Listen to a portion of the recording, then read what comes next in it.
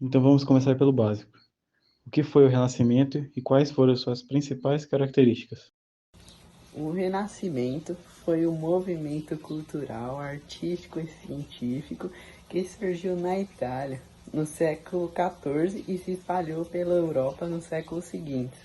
O Renascimento se caracterizou pela retomada dos valores da antiguidade clássica, especialmente da Grécia e de Roma, que foram redescobertos pelos humanistas e estudiosos que se dedicavam ao estudo das línguas, das artes e das ciências dos antigos.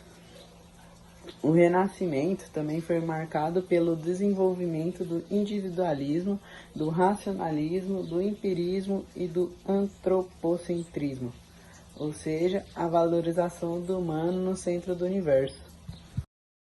Isso mesmo, João, e essas características se refletiram nas diversas manifestações culturais do renascentismo, como a pintura, a escultura, a arquitetura, a música, a literatura e o teatro.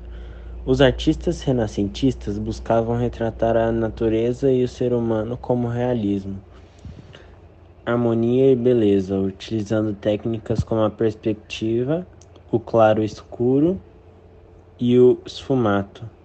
Alguns dos nomes mais famosos deste período são Leonardo da Vinci, Michelangelo, Rafael, Botticelli, Donatello e Brunelleschi. E quais foram as principais obras desses artistas? São muitas as obras que se pode destacar, mas eu vou falar de algumas das mais conhecidas, que é a do Leonardo da Vinci, que foi um gênio multifacetado, como dizem, né? Que se destacou como pintor, escultor, arquiteto, engenheiro, inventor e cientista. Entre as suas pinturas mais famosas estão a Última Ceia, que retrata o momento em que Jesus anuncia que será traído por seus discípulos, e Mona Lisa, que é considerada a obra mais famosa da história da arte por causa do seu enigmático sorriso. Michelangelo foi outro artista extraordinário que sobressaiu como pintor, escultor e arquiteto. Entre as suas principais obras-primas estão a escultura de Davi, que representa um herói bíblico em tamanho natural, a pintura do teto da Capela Sistina, que mostra a cena do Gênesis, e a cúpula da Balística de São Pedro, que é uma das maiores construções religiosas do mundo. Rafael foi um pintor que se notabilizou pela sua delicadeza e elegância. Entre as suas obras mais admiradas estão a Escola de Atenas, que mostra os principais filósofos da antiguidade em uma sala idealizada, e a Transfiguração, que é considerada a sua última obra-prima. Botticelli foi um pintor que se inspirou na mitologia greco-romana. Entre as suas obras mais famosas estão O Nascimento de Vênus, que mostra a deusa do amor emergindo de uma concha, e A Primavera, que representa uma alegoria das estações do ano. Donatello foi um escultor que se destacou pela sua expressividade e realismo. Entre as suas obras mais importantes estão o Bronze de São Jorge, que mostra o santo em uma atitude heróica, e o Mármore de Maria Madalena, que mostra a santa em um estado de penitência. E como foi a literatura e o teatro no Renascimento? A literatura e o teatro renascentistas também foram influenciados pelos valores humanistas e clássicos.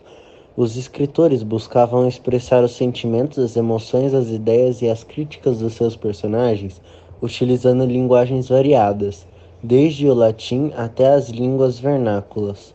Alguns dos nomes mais importantes desses períodos são Dante Alighieri, autor da Divina Comédia, que é uma das maiores obras da literatura universal, por sua riqueza poética, filosófica e teológica.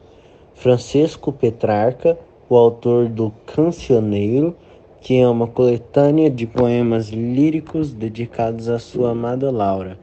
Giovanni Boccaccio,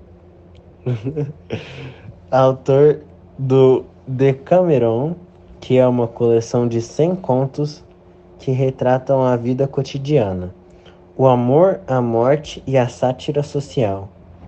O teatro renascentista também foi muito rico e diversificado. Os dramaturgos se inspiraram nas tragédias e comédias gregas e romanas, mas também criaram suas obras originais e inovadoras. Alguns dos nomes mais relevantes desse período são William Shakespeare, considerado o maior dramaturgo de todos os tempos, autor das peças como Romeu e Julieta, Hamlet e Macbeth, e Sonho de uma Noite de Verão.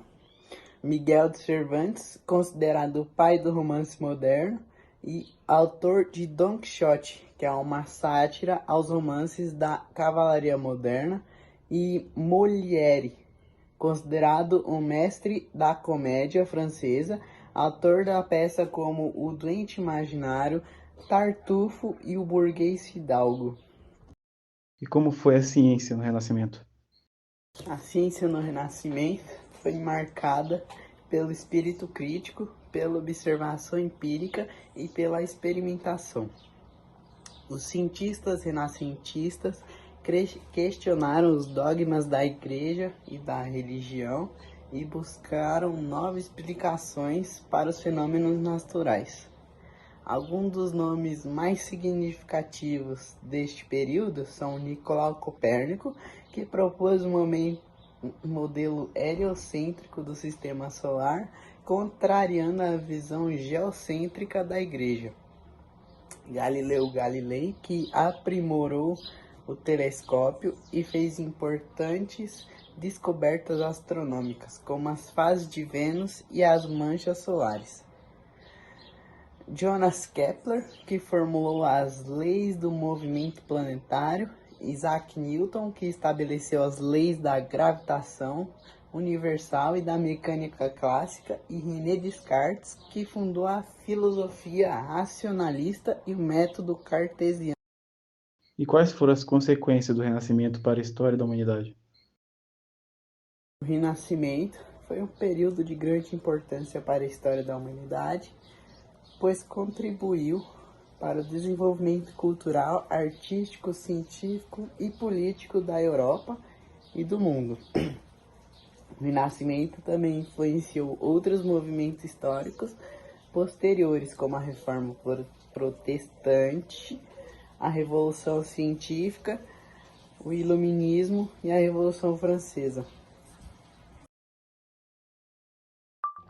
Eu concordo com o João. O Renascimento foi um momento de grande efervescência criativa e intelectual, que deixou um legado inestimável para a cultura ocidental.